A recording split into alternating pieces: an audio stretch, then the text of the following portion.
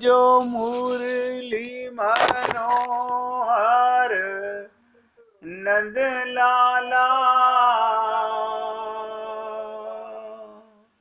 भजु गिरिधर गोविंद गोपाला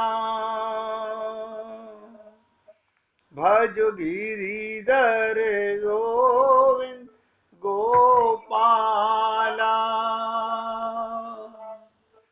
भजो मुरली मनोहर नंद लाला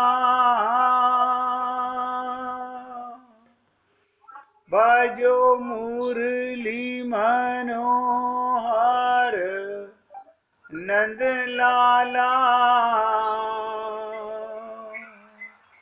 भजो गिरिधर गोविंद गोपाला भजो गिरिधर गोविंद गोपाला भजो मुरली मनोहर नंद लाला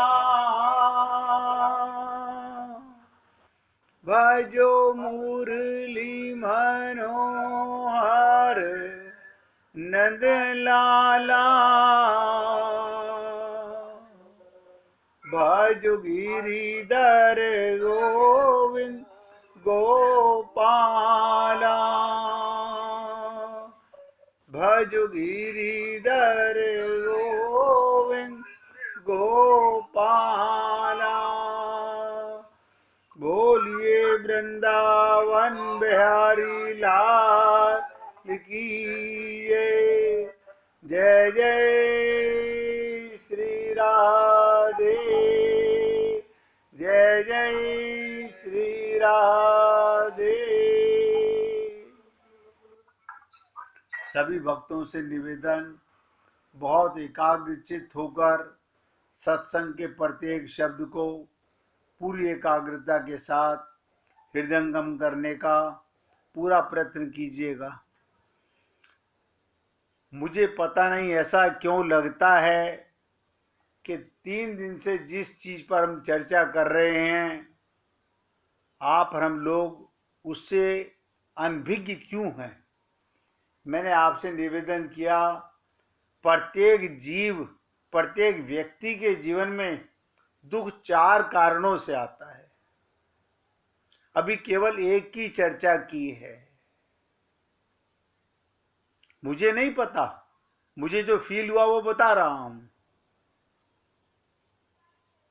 रामचरितमानस में चौपाई आती है कि राम राज नभ गेश सुनु सहचराचर जग माही काल कर्म स्वभाव गुण कृत काहू नाही। 4 कारण है जीवन में दुख आने के, और आप और हम सब लोग दुखी तो हैं, लेकिन हमने जो पहला कारण रावण को माध्यम करके बताया गया उसे कितनी एकाग्रता से सुना, समझा कि रावण काल पर विजय प्राप्त करना चाहता था। शरीर की अमरता भगवान शंकर पर सर चढ़ाकर वरदान प्राप्त किया कि सिर कटने के बाद फिर नया सर निकल आए, और ये वरदान पाकर बड़ा प्रसन्न हुआ। सोचने लगा अब तो मैंने मृत्यु पर विजय प्राप्त कर ली है।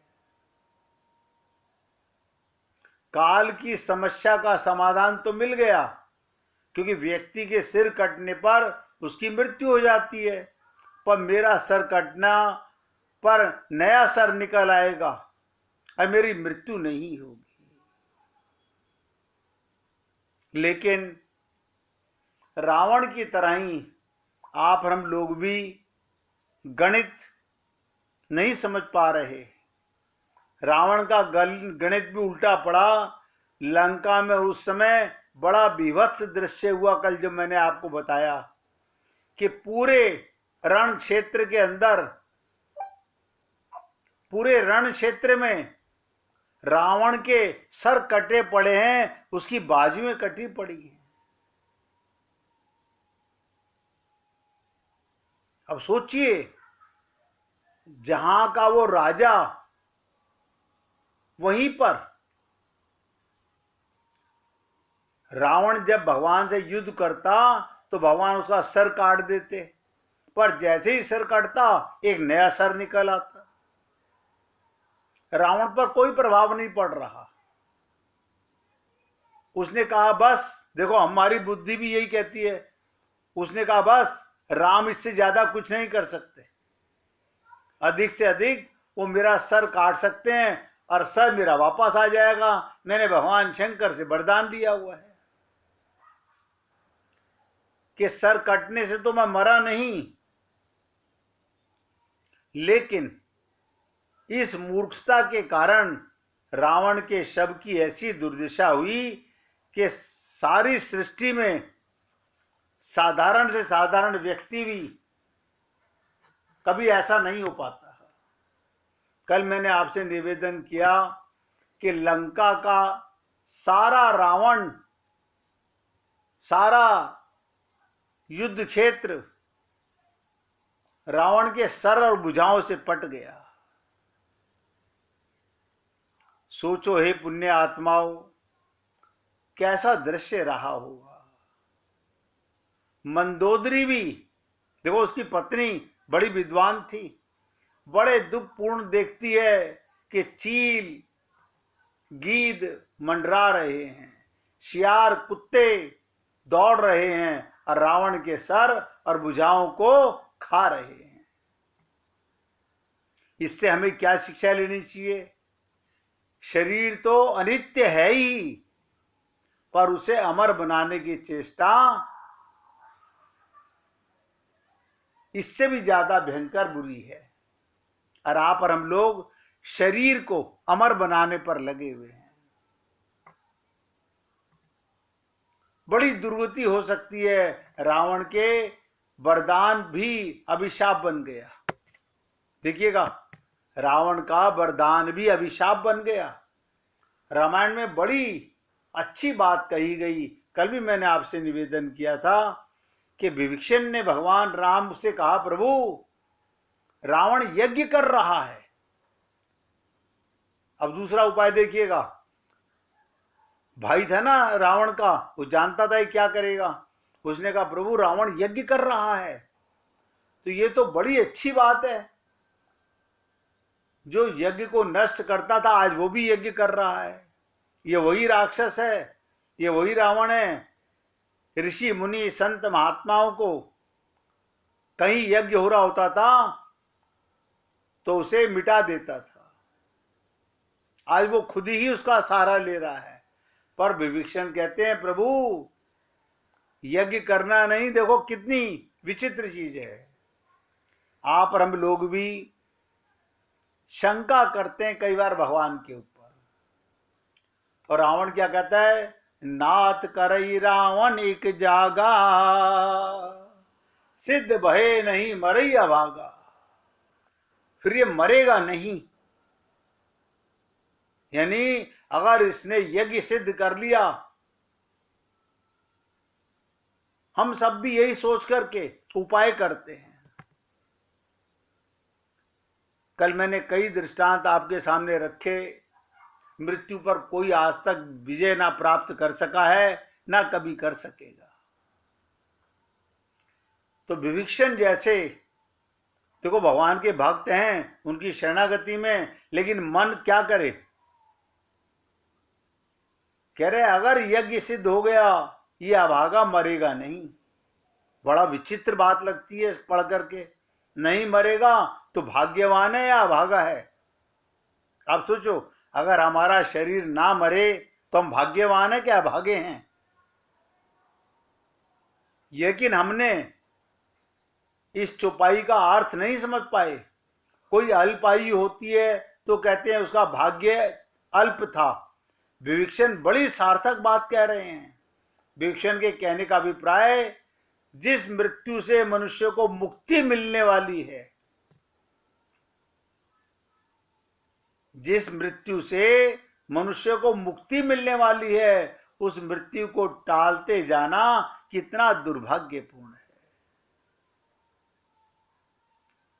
इससे बढ़कर दुर्भाग्य रावण का और क्या होगा कि मुक्तिदाता के रूप में साक्षात भगवान राम सामने खड़े हैं। आप और हम लोगों को ये मनुष्य शरीर मिल गया, हमें पता भी चल गया इस देह में हरि मिलते हैं, और ये भी पता चल गया आत्मा परमात्मा की गोदी में ही रहती है। लेकिन ये शरीर की अहंकार, ममता, शरीर से अपनापन, इसके कारण भगवान से नहीं, इससे मुक्त नहीं होना चाहते। बार बार सोचो, ये हमारे कौन से पाप हैं? शरीर तो मरण धर्म है, और इस देह में भगवान मिलते हैं। हम शरीर से मरने का मतलब होता है, अगर हमारा मन भगवान में लग जाए, हमें भगवत प्राप्ति हो जाए, तो सदा के लिए मुक्ति हो गई, सदा के लिए मुक्त हो जाना। अब द्वारा ये चोला कभी ये मानव शरीर या ये 84 लाख योनियों का शरीर नहीं मिलेगा। इससे मुक्त होने के लिए ये शरीर मिला है। लेकिन आप और हम लोग अनंत जन्मों से ऐसे ही भटक रहे हैं। इसलिए मैं आपसे दोबारा निवेदन कर रहा हूं, इस चर्चा को सुना करके हे पुण्य आत्माओं, जागने का प्रयत्न कीजिए कि रावण का क्या होगा कि भगवान राम सामने खड़े हैं और इसकी मुक्ति नहीं होगी। रावण को शरीर से मुक्त करना चाहता है विभीषण, भगवान भी चाहते हैं हम लोगों को इस शरीर से मुक्त करना, लेकिन आप और हम लोग इसी शरीर की ममता, मोह, आसक्ति, पता नहीं, मैं सोचता हूं कई बार ये हमारे अंदर कैसे दोष आ गए। हम शरीर नहीं हैं, अपने को शरीर मानते हैं और इससे मुक्त नहीं होना चाहते।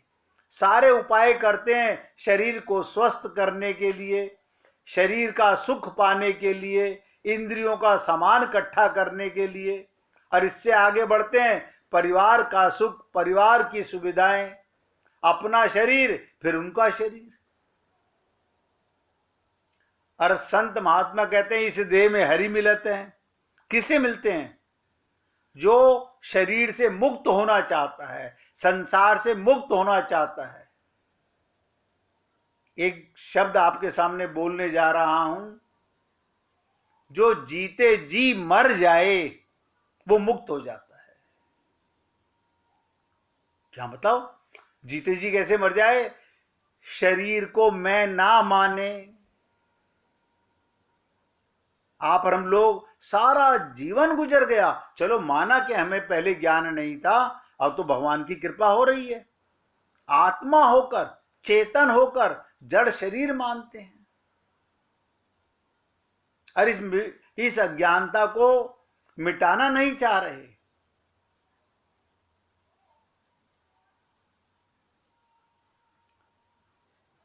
तो कल मैंने आपसे निवेदन किया, रावण उस देह के बंधन में और अधिक बंधता जा रहा है।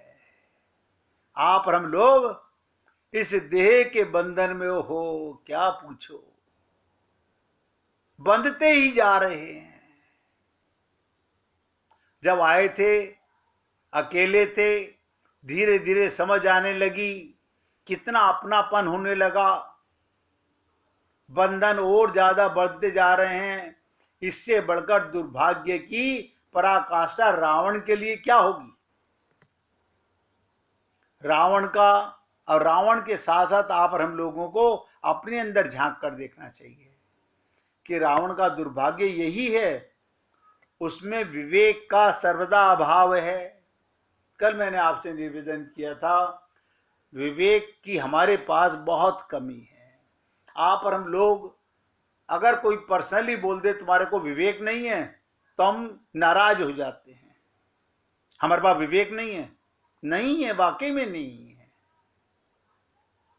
विवेक माने कसौटी, सत्य का ज्ञान हो जाना,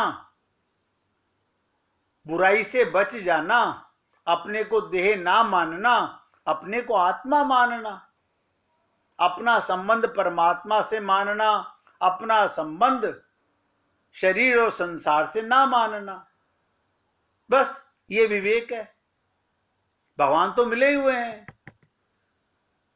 सत्संग में संत महात्मा बड़ी सरलता से बोल तो देते हैं कि बिनु सत्संग विवेक न होई, और बिनु विवेक हरि कृपा न होई।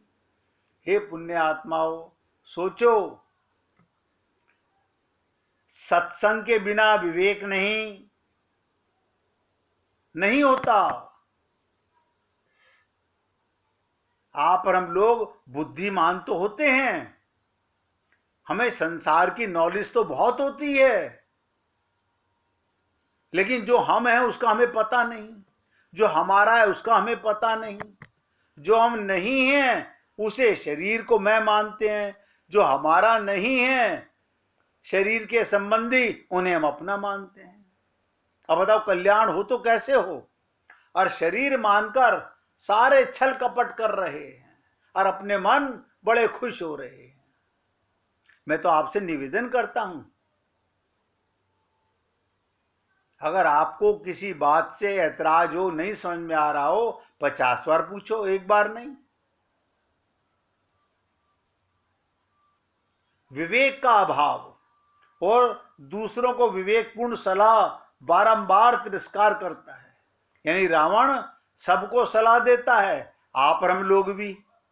हम कहते हैं हमने उसको सलाह दी, उसका मकान बन गया, हमने उसको सलाह दी, उसके बच्चे आज क्या क्या बन गए, अपना पता नहीं और हम सलाहकार बन गए।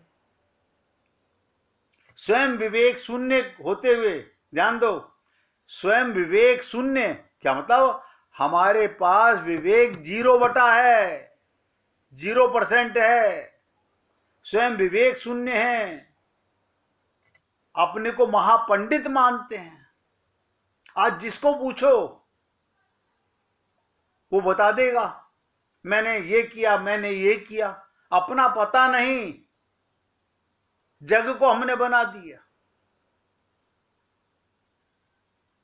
मैं आपको इस कसौटी पर द्वारा चर्चा करने के लिए इसलिए निवेदन करता हूं, बिना विवेक के किसी का भी उद्धार नहीं होता, क्योंकि विवेक माने सत्य का ज्ञान होना। सत्य का ज्ञान सत्संग में होता है। अब आप कहोगे पुस्तकें पढ़ें तो ऐसी बातें मिलती नहीं है, ऐसा नहीं मैं कह सकता नहीं मिलती होंगी। हमने ठगाई का काम ज्यादा किया है, सत्य को पकड़ने का प्रयत्न नहीं किया। और आप जैसे भक्तों को मैं तो नतमस्तक होता हूं, वरना इतना कड़वा सत्संग सुनना हर किसी के बस में या नसीब में नहीं होता। लोग तो उसे छोड़ो ना यार, सारी दुनिया तो मटर गश्ती कर रही है, हम कहां चक्कर में फंस गए भगवान को पाने के। ऐसे मरते रहेंगे, आते रहेंगे, जाते रहेंगे, क्या जरूरत है हमें विवेक की? धन मिल रहा है ना, शरीर को स्वस्थ करें, पैसा इतना है, डॉक्टर खरीद लेंगे हम, अस्पताल खरीद लेंगे हम। भाई इतना सोचो, इस शरीर की मृत्यु से बच सकते हो क्या? ये शरीर किस लिए मिला था? वो विवेक तो जागा नहीं। और कितना सुंदर शब्द है, विवेक शून्य।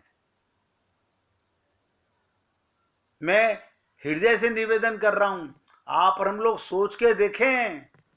हम साधना कर रहे हैं, हम तीर्थों में घूम रहे हैं, हम खूब पूजा पाठ कर रहे हैं, खूब संतों को सुन रहे हैं, और विवेक शून्य है। रावण इतना बड़ा वेद पाठी के देवता उसके अंडर में हैं, सारी सुख सुविधाएं उसके पास है, लेकिन विवेक नहीं है। वो शरीर को अमर बनाने में लगा हुआ है। तो क्या कहा? रावण स्वयं विवेक शून्य होते हुए भी अपने को महापंडित मानता है, प्रकृति के अनिवार्य नियमों को लांघना चाहता है। आप और हम लोग भी प्रकृति के नियमों को लांघना चाहते हैं। शरीर को अमर बनाने की चेष्टा करता है। आप और हम लोग बहुत गहरे नशे में हैं, मरने वाले को बचाने में लगे हुए हैं। ये तो समय आने पर कोई नहीं बचा सका। काल और ईश्वर को भी जीत लेना चाहता है। रावण का सबसे बड़ा दोष क्या? वो काल को भी जीतना चाहता है और भगवान को भी जीतना चाहता है, और वो भी केवल इस देह के लिए। और आप और हम लोग इस शरीर के लिए। अरे बाबा, आप सोचो, बड़े बड़े राजा महाराजा कहलाने वाले अपना पता नहीं कि मैं कौन हूं, विवेक शून्य होकर के और अपने को राजा मानते हैं। काल और ईश्वर को जीत लेना चाहता है, और वो भी केवल इस देह के लिए। पर अंत में उसने अपने देह की कैसी दुर्गति कर ली। इस तरह असुरों की भांति अगर कोई व्यक्ति काल को जीतने की चेष्टा करे, सब नोट करो, जैसे राक्षस अमर कहते हैं ना, अमृत पीकर अमर होना चाहते हैं। कोई भी व्यक्ति जीतने की चेष्टा करेगा, वो काल जन्य दुख को कभी नहीं जीत पाएगा। काल पर कोई विजय प्राप्त नहीं कर सका। काल जन्य दुख को जीतने में विवेक ही सहायक है। अब विवेक हमारे पास है नहीं। अच्छा देखो, सत्संग में तो मैं आपसे बोल रहा हूं, अगर वैसे किसी को पर्सनली बोल के देखो तो वो विवेक नहीं है, हम बुरा मान जाते हैं। जो चीज नहीं है उसमें बुरा क्या मानना। जो चीज हमारे पास नहीं है उसके लिए क्या बुरा मानना। वही कालजन्य दुख से बच सकता है जिसके पास विवेक है। इसलिए रामचरितमानस में सब जगह ये संकेत दिया गया कि कालजन्य दुख पर विजय पाने के लिए, कालजन्य डोंट करो, कालजन्य दुख पर विजय प्राप्त करने के लिए देह को अमर बनाने की चेष्टा सही उपाय नहीं है। वो तो देहासक्ति से ऊपर उठकर ही प्राप्त हो सकती है। अब देह में आसक्ति हमारी कितनी है, अरे बाबा पूछो मत। अगर कुछ राजा धक्का मार दे, हम उस पर गुर्राने लगते हैं। कोई हमारे को गलत बोल दे, अरे किसको बोल रहा है? शरीर को। हम शरीर है नहीं, मगर गुस्सा आता है। इतनी आसक्ति है इसमें।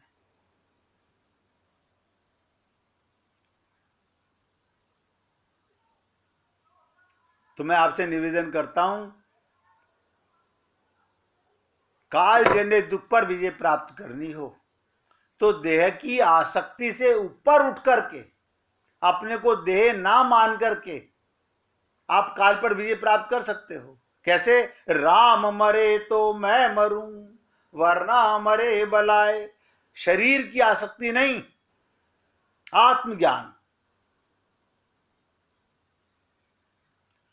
इस प्रयास में जहां रावण के जीवन में असफलता दिखाई देती है, जहां रामायण में रावण के जीवन में असफलता दिखाई देती है, वही रामायण के ऐसे दो पात्र हैं जिनके सामने ये प्रस्ताव रखा गया कि वो जीवित रहें। भगवान ने कहा अच्छा जी, पर उन्होंने उसे स्वीकार नहीं किया। देखो, यानी दो पात्र रामायण में ऐसे भी आए हैं। और आप हम लोग रामलीला देखने जाते हैं, क्या देखते हैं? रामायण पढ़ते हैं, क्या पढ़ते हैं? सुंदरकांड का पाठ करते हैं। भगवान राम की तस्वीर सामने रखकर अपने को भगत जी मान लेते हैं। मैं का पता नहीं, भगवान का क्या खाक पता होगा हमें। वो दो पात्र कौन से हैं, अब उनके माध्यम से समझने का प्रयत्न करेंगे। एक है गीधराज जटायु। ध्यान से सुनो, रामायण के पात्रों से बता रहा हूं। एक है गीधराज जटायु और एक है बाली। पूरी ताकत लगाकर अगर हम समझना चाहेंगे, पूरी ताकत लगा के क्या, आप बताओ क्या ताकत है? अपने मन को एकाग्र करके। क्या? ध्यान सुनो, शरीर रखना है या भगवान के लोक में जाना है? आप सबके हमारे सामने ये डिसीजन है। आप वापस शरीर को रखना चाहते हो, 84 लाख योनियों में भटकना चाहते हो, या भगवान के लोक में जाना चाहते हो? बस ये चर्चा अब मैं आपके साथ आगे करूंगा। रावण की चर्चा यहां तक इसलिए की द्वारा कि जिससे आप हम लोग बहुत जल्दी भूल जाते हैं।